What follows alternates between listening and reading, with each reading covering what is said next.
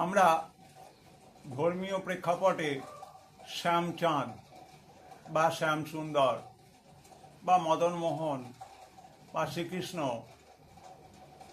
এদের সম্পর্কে শ্যামচাঁদ শব্দটা খুব জনপ্রিয় অর্থে ব্যবহার করি। In the light off history ইতিহাসের আলো ইউটিউব চ্যানেলে শ্যামচাঁদ শব্দটিকে কিন্তু পুরোপুরি ঐতিহাসিক প্রেক্ষাপটে একটি টার্মিনোলজি হিসেবে তুলে ধরা হচ্ছে।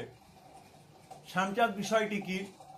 আমরা যেরকম সাঁওতাল বিদ্রোহের প্রেক্ষাপটে কেনারাম বেচারাম শব্দটি শুনেছি, তেমনি নীল বিদ্রোহের প্রেক্ষাপটে আমরা শ্যামচাঁদ শব্দটি সম্পর্কে পরিচিত।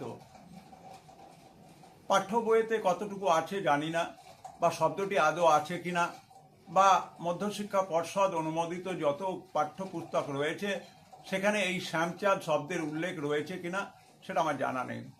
কিন্তু কেনারাম বেচারাম শব্দটি অনেক পাঠ্য বইয়েতে রয়েছে, যার জন্য আমি শ্যামচাঁদ শব্দটি আলোচনায় in the light off history ইতিহাসের আলো ইউটিউব চ্যানেলে নিয়ে আসছি।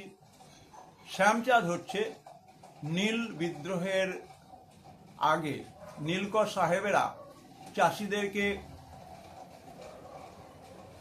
বুড়ো আঙুলে কালি লাগিয়ে জোর করে জমি চাষের দলিলে স্বাক্ষর করাতো, এবং নীল চাষিরা রাজি না হলে বা জমি দিতে রাজি না হলে, জমি চাষ করতে না হলে মোটা চামড়ার বেতের তৈরি যে লাঠি, সেই লাঠি দিয়ে কুঠিতে ধরে নিয়ে গিয়ে অমানসিক শারীরিক নির্যাতন করত। মোটা চামড়ার বেতের তৈরি চাবুক বা লাঠি ইতিহাসে শ্যামচাঁদ নামে পরিচিত। আমার প্রিয় ছাত্রছাত্রী এবং শিক্ষক শিক্ষিকা, আপনারা একেবারেই অপরিচিত একটি শব্দ এবং নীল বিদ্রোহের সঙ্গে সংশ্লিষ্ট শ্যামচাঁদ যেমনভাবে সাঁওতাল বিদ্রোহের সঙ্গে সংশ্লিষ্ট কেনারাম এবং বেচারাম শব্দ সম্পর্কে জানেন, তেমনি আজকে আমাদের চ্যানেলের পক্ষ থেকে শ্যামচাঁদ শব্দটি কি এবং পুরোপুরি একটি কৃষক আন্দোলন নীল বিদ্রোহের প্রেক্ষাপটে একটা শাস্তিমূলক যন্ত্র হিসেবে ব্যবহার হতো সেই ধারণা তুলে ধরা হলো।